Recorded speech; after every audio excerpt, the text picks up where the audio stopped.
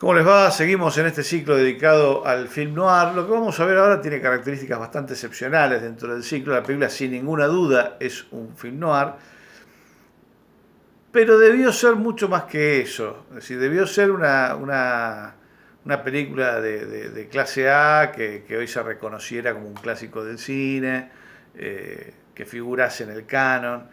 Y no fue así. No fue así porque el productor Sam Goldwyn, que era comparado con la Warner y con la Fox, era un independiente, pero era un independiente que jugaba en las ligas mayores, entonces eh, tenía los mismos parámetros y prácticamente los mismos criterios, básicamente conservadores, de la mayoría de los grandes estudios. Eh, Compró una novela de intención social que denunciaba la miseria, la inequidad, la postergación. Y vio él en esa novela, vio Goldwyn en esa novela la posibilidad de hacer una película de importancia, ¿no? De tema relevante.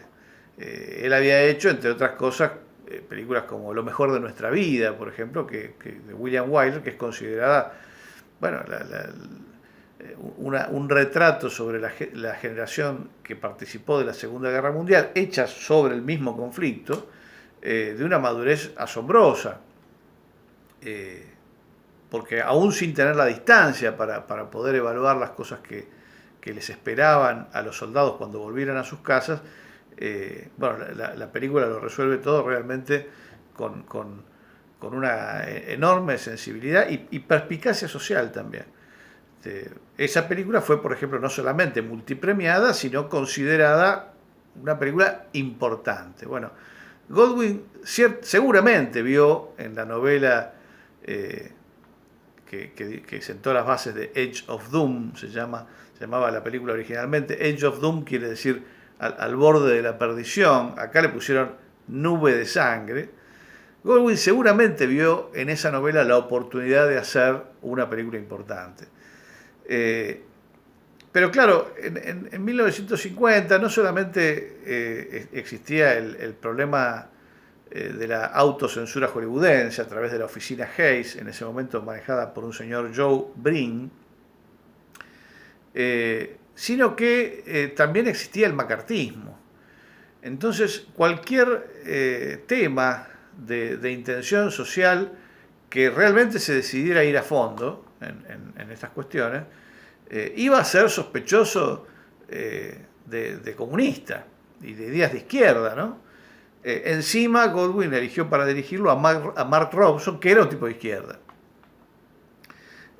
Hasta cierto punto Goldwyn creyó que iba a poder hacer la película siguiendo la línea argumental de la novela, y bueno, a cierta altura se ve que decidió que no,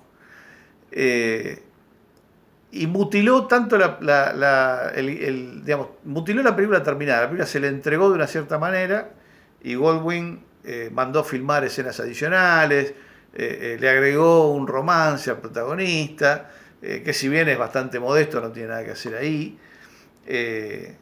Digamos, incrementó la dimensión religiosa del tema. Hay una dimensión religiosa ciertamente, pero no es para nada la que la película termina proponiendo. Y en fin, transformó el original socialmente relevante en una película hollywoodense más. Lo que pasa es que el original era tan poderoso que aún así, aún con esas modificaciones, la película sigue siendo excepcional.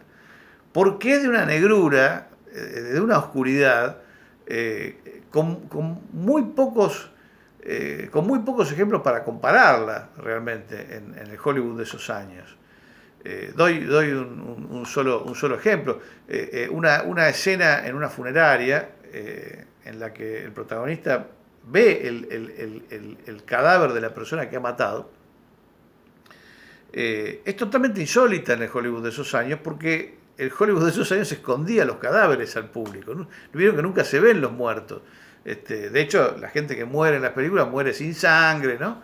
Pero además no se ven nunca los rostros de los muertos. Y acá, yo no me animo a decir por primera vez, porque uno nunca sabe, pero sin duda esta es una de las primeras imágenes de un cadáver en una película hollywoodense, en un relato hollywoodense. Bueno, como ese ejemplo hay miles en la película y uno puede darse cuenta perfectamente qué es lo que originalmente filmó Mark Robson y qué le agregó Sam Goldwyn, porque el tono es completamente distinto en las dos zonas de la película. Eh, y bueno, al perder esa relevancia social, política, a la película le quedó solamente la cáscara noir, digamos, que no es poco igual eh, para un film de este tipo, y que es un poco la razón por la que se ha salvado en la historia, es decir, por la que hay gente que la conoce y hoy hasta la reivindica, ¿no? Haciendo las salvedades del caso como estamos haciendo ahora. Estamos viendo una película muy mutilada por su productor. No obstante, los rastros del original todavía están ahí y aún así lo que queda es totalmente inusual en el Hollywood de esta época, y creo que merece verse sin ninguna duda.